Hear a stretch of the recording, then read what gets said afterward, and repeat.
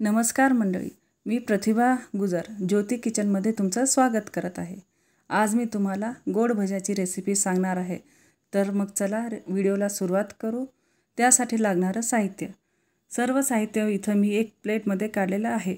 मग त्यासाठी लागणारं 1 वाटी गव्हाचं पीठ, 1 वाटी गूळ, 1 वाटी पाणी आणि किंचित असं सोडा आपल्याला लागणार आहे। आता गॅसवर मी भांडं ठेवलेलं आहे, त्याच्यामध्ये 1 वाटी गूळ घालते आणि 1 वाटी पाणी घालून हे सगळं मिश्रण बारीक गॅसवर इथं गरम करणार आहे। हे मिश्रण बारीक गॅसवरच गरम करायचं आहे आणि अधेमध्ये ह्याला ढवळत राहायचं आहे। गूळ पगळेपर्यंत आपण याला शिजवायचं आहे।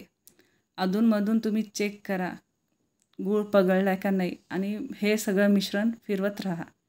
आता इथं तुम्ही बघू शकता सगळं गूळ पगळलेलं आहे आणि इथं कढईत मी बारीकवर तेल तापायला ठेवले आणि गुळाचं पाणी इथं मी थंड करायला ठेवले। आता हे सगळं थंड झालेलं आहे मिश्रण, त्याच्यामध्ये मी गव्हाचं पीठ घालत आहे। हे पीठ घालून मी हातानंच सगळं एकजीव करत आहे। ह्याच्यातले गाठी सगळं फुटेपर्यंत आपल्याला एकजीव करायचं आहे। आता हे एकजीव झाल्यानंतर ह्याच्यात मी चिमूटभर सोडा घातलेला आहे। आता हे सोडा घालून पण हातानं कालवायचं आहे आपल्याला। आता इथं मिश्रण तयार आहे। आता तेलाचं टेम्परेचर चेक करायला मी इथं एक गोड भजा घालून बघत आहे।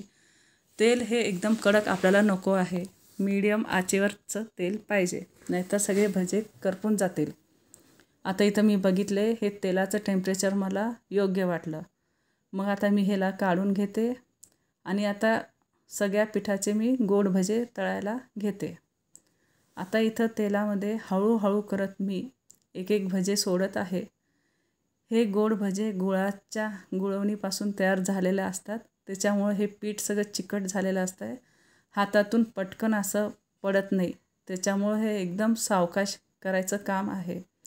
तुम्ही फास्ट करायला गेला तर नक्कीच पळून घेताल, त्यासाठी हळूहळू छोटे छोटे असे भजे घालायला चालू करा। गॅस हे पूर्ण बारीकवरच असायला पाहिजे। मग हे सगळं तुम्ही फिरवून घ्या आणि बारीक गॅसवरच हे भजे सगळे तळून घ्या। आता तुम्ही इथं पाहू शकता मी हळूहळू सगळे भजे तळून घेतलेले आहेत। आता हे सगळे भजे एक ताटामध्ये घेते। हे गोड भजे खायला एकदम चविष्ट आहेत आणि कुरकुरीत पण लागतात। हे गरम गरमच खावा।